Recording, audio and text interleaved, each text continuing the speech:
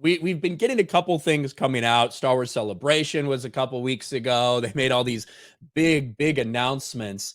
And now Damon Lindelof, who is sitting there picketing during the writer's strike, has spoken out a little bit. If you remember, Kathleen Kennedy, just a few weeks before Star Wars Celebration, decided, you know what, things aren't going too well with this movie. Damon Lindelof, we brought him on board to write, but that's not working out very well. And they went their separate ways. All of a sudden, there was another writer on what turned out to be the Rey movie. Well, now we're finding out a little bit more about that. And Damon Lindelof actually came out and said, yeah, I was fired. It's not like it was a mutual parting of ways. They asked me to leave. They told me to leave. Damon Lindelof was asked to leave his Star Wars project. He admits. Now, I know you've probably liked some things from Lindelof, like some things like that. Overall, I think he's kind of a hack, and I think he should actually stay very far away from any franchises that we care about. That's kind of like Michael Bay. That's how I feel about Michael Bay. Like, I like his original shit, but stay away from shit that we actually know and love. But he actually did come out and say, yes, I was told to stay away. I was told I'm not wanted here. This is just the most recent one, and a long list of people at Lucasfilm that this has happened to. The creator of Lost and the Leftovers told Esquire's Explain This that he did not leave the Star Wars project he was working on by choice.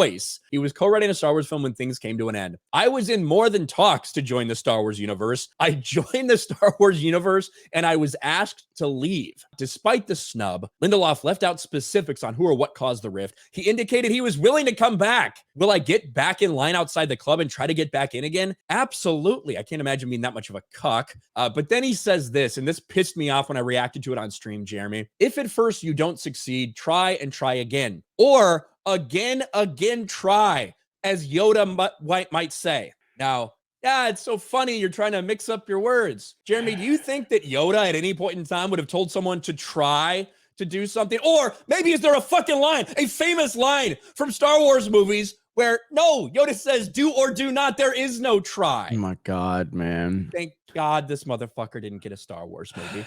But we did get some rumors about what it would have been about. It would have also been about Rey, Jeremy, but an older Rey, a fucking 80-year-old Rey Skywalker training 2 young Jedi of color. I don't know what's going to happen with this current iteration of Star Wars, but I do know that we won't have this. We won't have a Helen Mirren type cast to play an old Rey training 2 young black Jedi. There is so much to unpack with this story. There's layers to this. The first thing is Kathleen Kennedy once again proving that she is the single worst leader we have ever seen. Like, how many people has she fired from Lucasfilm at this point in time? How many creative problems have they had under her leadership? We have seen this time and time again. We know what Damon Lindelof is all about. Why did you even hire him in the first place? To put yourself in a position to have to fire him. Why was he even hired? We've seen him mess up so much to the point where why would you even hire him? But this goes back to Josh Trank. We got Benioff and Weiss. You've got the Rian Johnson trilogy, Colin Trevorrow. You've got Kevin Feige. You've got Lord and Miller. Patty Jenkins.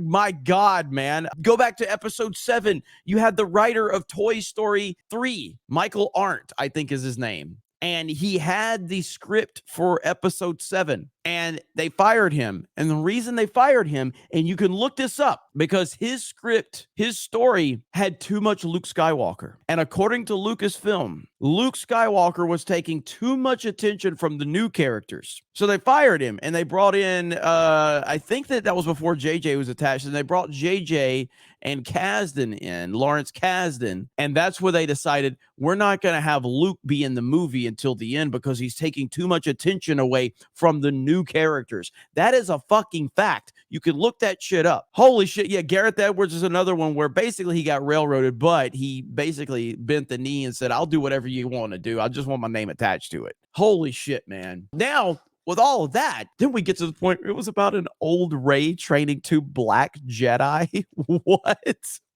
I mean, maybe that's why they said get the fuck out. Like, I don't know.